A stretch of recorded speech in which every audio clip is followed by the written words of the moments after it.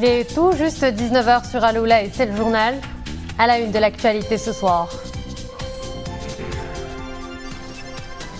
Nouveau désaveu judiciaire français aux séparatistes du Polisario. Un syndicat agricole pro-Polisario a été débouté par la justice française. Le tribunal de Tarascon vient de rendre un arrêt condamnant la Confédération paysanne, une organisation syndicale française utilisée dans le harcèlement judiciaire de la colle agricole Maroc-Union européenne. Le Maroc et les Pays-Bas s'allient en matière d'infrastructures publiques et d'énergie renouvelable. Deux mémorandums d'entente ont été signés entre le gouvernement des deux pays, de quoi insuffler une nouvelle dynamique de coopération entre Rabat et Amsterdam.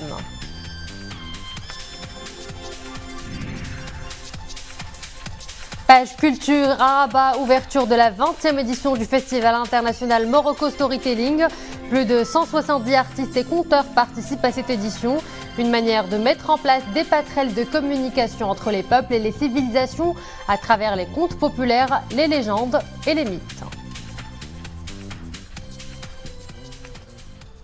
Bonsoir à tous. Le tribunal de Tarascon a rendu hier un arrêt condamnant la Confédération paysanne, une organisation syndicale française utilisée dans le harcèlement judiciaire de l'accord agricole Maroc-Union européenne.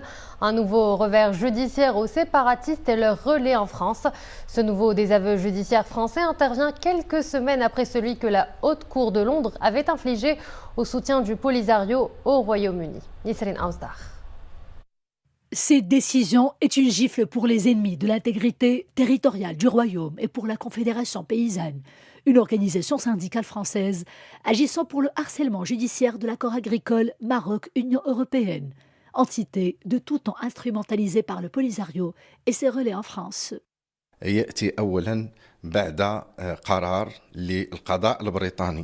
C'est une décision très importante et aux conséquences pleinement positives pour la première cause nationale. Son momentum est d'une importance capitale puisqu'elle intervient après une décision à l'impact similaire de la Haute Cour de Londres. D'un point de vue politique et juridique, ne pouvant dire que c'est un message on ne peut plus clair de la justice française au pouvoir exécutif de la République de France afin qu'elle adopte la position des grandes nations qui reconnaissent sans ambiguïté la souveraineté du Maroc sur son Sahara. D'un point de vue économique, l'arrêt du tribunal de Tarascon consacre le développement du commerce, la création d'emplois et de la valeur ajoutée dans les provinces du sud du Royaume. Autrement dit, la décision confirme une énième fois le caractère légitime de l'action du Royaume dans ces provinces du sud et la conformité de la valorisation de ses ressources naturelles au droit international.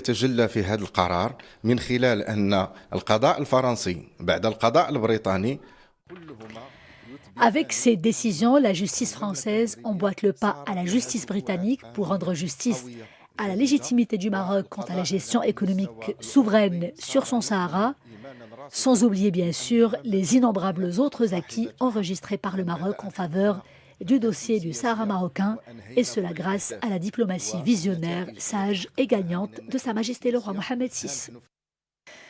La décision du tribunal français de Tarascon rejetant les tentatives de harcèlement judiciaire de l'accord agricole Maroc-Union européenne permettrait aussi d'encourager les investisseurs internationaux à s'implanter davantage dans les provinces du sud du Royaume et à soutenir l'exceptionnelle dynamique de développement déjà en cours. Maroc-Pays-Bas, le Premier ministre du gouvernement du Royaume des Pays-Bas est en visite de travail au Maroc à la tête d'une importante délégation de responsables et d'hommes d'affaires. Mark Rutte a eu aujourd'hui des entretiens avec le chef du gouvernement Aziz Akhnouch, l'occasion pour les deux responsables d'identifier de nouveaux axes de coopération dans les domaines d'intérêt commun, à leur tête les énergies renouvelables. Les développements avec Rachid Iken, Saïd Ijassi et Mariam Missi. Plus de 4 siècles de relations d'amitié et une coopération bilatérale qui s'étend à tous les domaines économiques, sociaux et politiques. Une entente rehaussée par l'attitude positive et constructive du Royaume des Pays-Bas à l'égard de la question de l'intégrité territoriale du Royaume, exprimée à travers l'appui au plan d'autonomie marocain. Entre les deux royaumes, ce sont aussi désormais de nouvelles synergies économiques qui se tissent. La transition énergétique est placée au cœur des entretiens entre le chef du gouvernement, Aziz Akhnouch, et le Premier ministre du gouvernement du Royaume des Pays-Bas, Mark Rutte.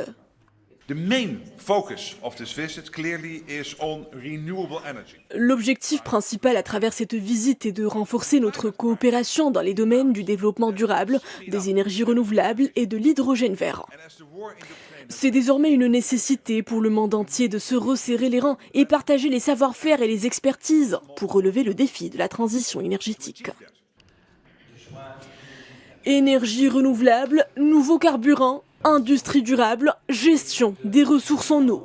Des secteurs à fort potentiel d'investissement qui feront l'avenir d'alliances internationales entre ces responsables et hommes d'affaires marocains et néerlandais réunis en table ronde. Des échanges soldés par la signature de deux mémorandums d'entente. Le premier MOU, mémorandum d'entente signé avec le gouvernement marocain, vise le développement de projets d'infrastructures publiques au Maroc et des énergies renouvelables. C'est un pas de géant franchi pour insuffler une dynamique nouvelle à la coopération entre les deux pays. À la clé du second mémorandum, la promotion de la coopération dans le domaine des nouveaux carburants. Objectif, faciliter la mise en relation entre les producteurs de nouveaux carburants renouvelables et les acheteurs. Nos échanges ont porté sur les moyens de renforcer notre partenariat stratégique dans le domaine énergétique. Ce mémorandum d'entente viendra consolider l'échange d'expertise et d'investissement en faveur du développement économique des deux pays et d'une intégration régionale et internationale dans les marchés de l'énergie. Ce partenariat triangulaire entre le Maroc, la Hollande et l'Allemagne prouve au niveau des énergies renouvelables et la production d'hydrogène vert, prouve que le Maroc est très compétitif au niveau de cette production et prouve la position de notre pays au niveau de tout ce qui est production d'énergie renouvelable et hydrogène vert. Le mémorandum s'assigne également pour objectif de promouvoir l'éolien offshore, une nouvelle source d'énergie propre qui viendra étoffer le potentiel des technologies vertes dont dispose le Royaume. Un partenariat stratégique qui se confirme.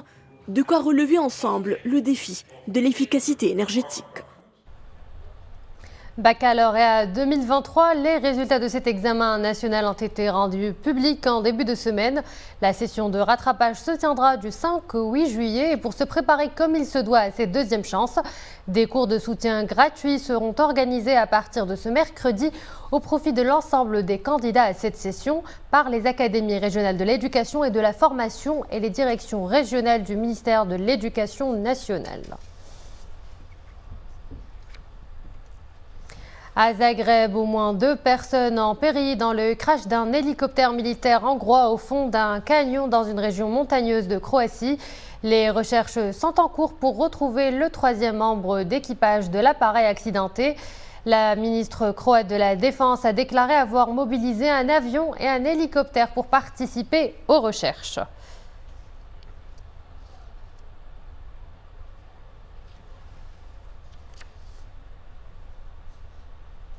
Direction Londres où se tient un sommet dont le cœur de l'action est la reconstruction de l'Ukraine. Organisé pendant 2 jours à Londres, ce conclave réunit plus de 60 pays cherchant à soutenir une économie ukrainienne en ruine après plus d'1 an de crise russo-ukrainienne, en mobilisant les institutions internationales mais aussi le privé. Le redressement de l'économie ukrainienne a récemment été évalué à 411 milliards de dollars dans une étude récente réalisée par la Banque mondiale, l'ONU, l'Union européenne et le gouvernement ukrainien. Une somme appelée à grossir à mesure que le conflit se poursuit. Et nous enchaînons avec la disparition depuis dimanche dernier d'un sous-marin américain d'exploration Titan. Le submersible a disparu des radars lors de sa plongée dans l'Atlantique Nord pour une visite de l'épave du Titanic. À son bord, 5 membres d'équipage qui disposent d'une autonomie théorique de 96 heures ont plongé. Il ne reste qu'un seul jour d'oxygène. Une course contre la montre est alors engagée pour retrouver sains et saufs les 5 occupants. Des bruits ont été captés sous l'eau, ce qui suscite une lueur d'espoir pour l'armada de sauveteurs dépêchés sur place.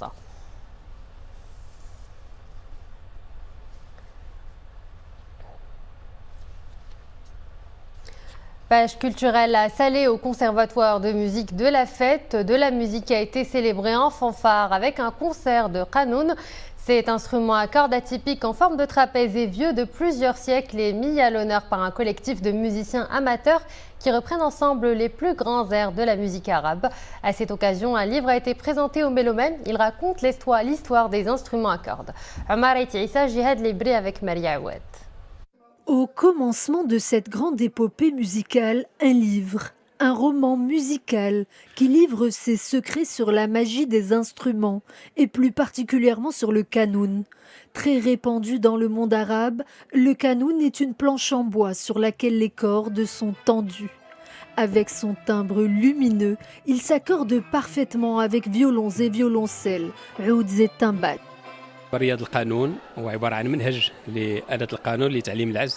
Ce livre est une œuvre théorique, c'est une sorte de manuel pour apprendre à jouer du kanoun. Je raconte aussi l'histoire de cet instrument et ses influences diverses et variées dans le monde arabe.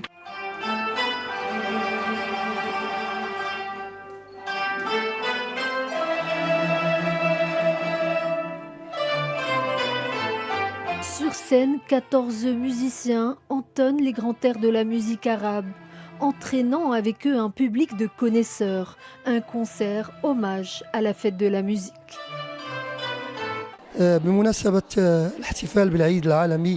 Nous avons pensé et créé ce concert à l'occasion de la fête de la musique. Les musiciens sont très talentueux, ils ont tous à cœur de donner le meilleur d'eux-mêmes.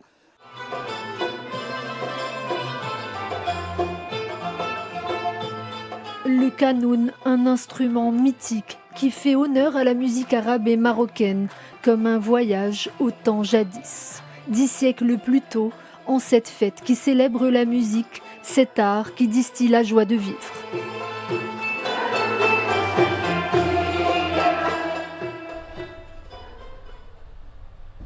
Prenant la direction du site archéologique du Chella de Rabat, un lieu chargé d'histoire, et c'est d'ailleurs dans son montre que le rideau a été levé sur la 20e édition du Festival international Morocco Storytelling.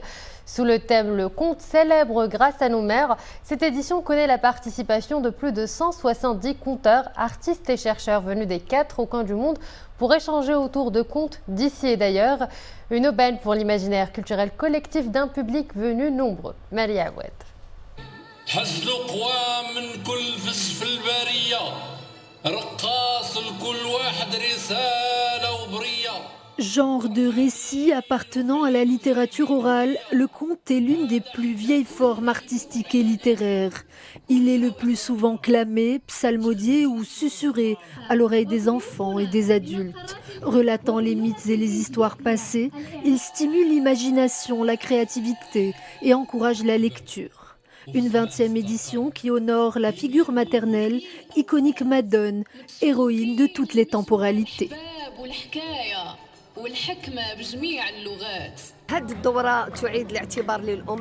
Les conteurs rendent hommage aux femmes et plus particulièrement aux mères de famille, car ce sont souvent elles qui participent à transmettre les récits d'antan aux générations. Que voulez-vous, les mamans sont ces héroïnes des légendes et des mythes arabes. Ce festival existe depuis plusieurs décennies maintenant. Il est extraordinaire car il rassemble autour de lui les conteurs du monde entier. C'est un moment d'osmose autour des légendes orales. Sur scène, 170 conteurs venus du monde entier racontent et partagent l'histoire de leur civilisation et de leur pays, sous le regard d'une pléthore de personnalités. Je participe aujourd'hui à cette 20e édition du Festival de la narration en tant que conteuse. Cette édition est particulière pour moi car je représente mon pays, la Libye et son patrimoine oral.